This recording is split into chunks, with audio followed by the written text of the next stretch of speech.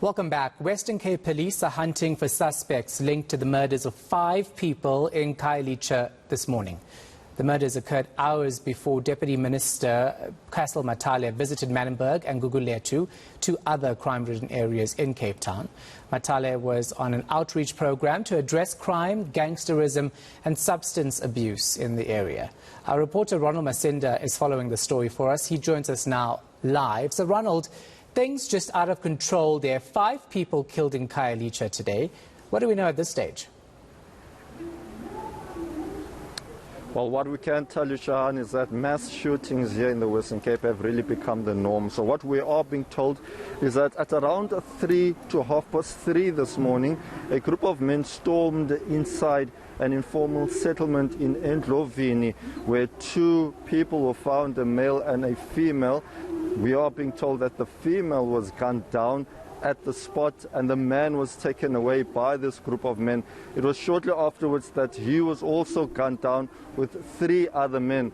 Details with regards to what could have been the motive behind these shootings are yet not known, Shahan, but we do know that the police are saying that they will investigate all leads. But this has all the makings, Shahan, of perhaps another extortion killings. We've seen so many of them take place not only in Khayelitsha. I mean, last year in Khayelitsha there were 13 people who were gunned down in one area of Site B on a Saturday, as well as 6 other people who were gunned down not too far from there a few months earlier. Here in Gugulethu there was also a huge mass shooting that took place around 2 years ago. So many people who are here, community members, they're saying that enough is enough. There are so many other unreported crimes that we've been hearing of here. In Manenberg, someone said earlier on that at least 8 people were killed in the area last week.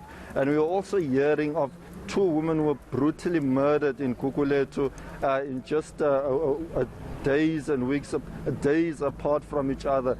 So many gruesome details also emerging of a 13-year-old who was raped yesterday. So this is the information that we are hearing at the moment since this Imbizo started about a couple of hours ago.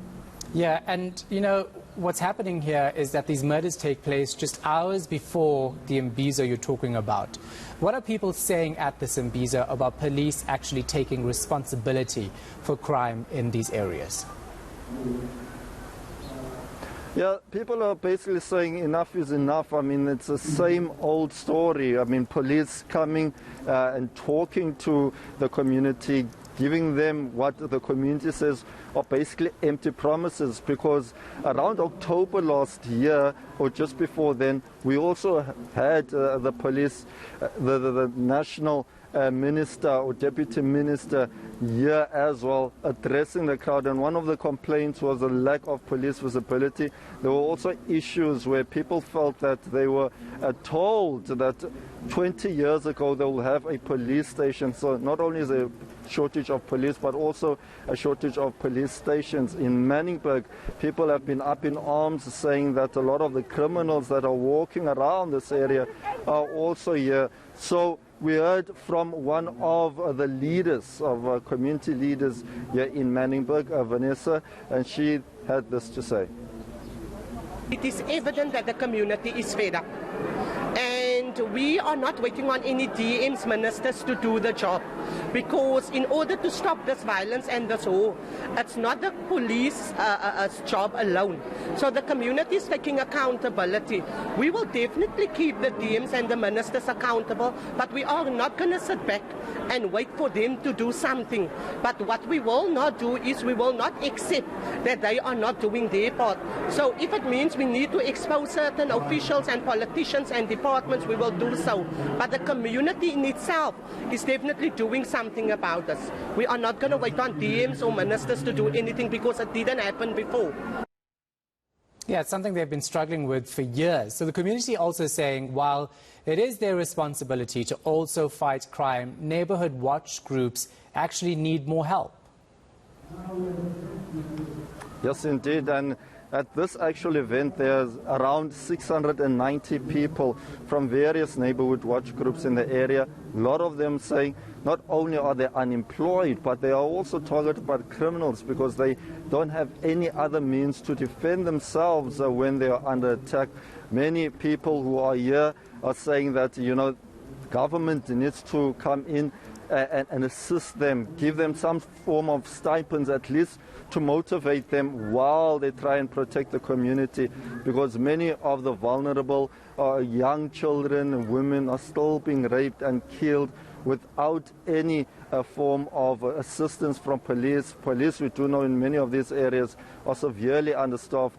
So the hope is also to bolster the police service. We know that President Cyril Ramaphosa had earlier said during his State of the Nation address that 12,000 police will be trained this year.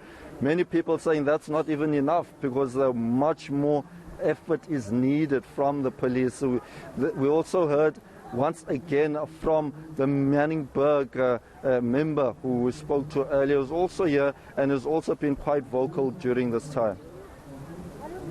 We are going to ask the DMs that is attending tonight because we have Deputy Minister for Police that is here. So we are going to definitely ask him a few things. One of the things that we are going to ask him is an immediate visit to the community of Manenberg specifically, because we want them to see how the community is bleeding in Manenberg. Heidelberg as well, but it's more difficult in Manenberg. So that is one of the accountabilities that we are going to ask the TM to take tonight. Then also we are going to ask him to partner more in terms of with the volunteers, the neighborhood watchers, because national government is doing nothing down here for neighborhood watchers.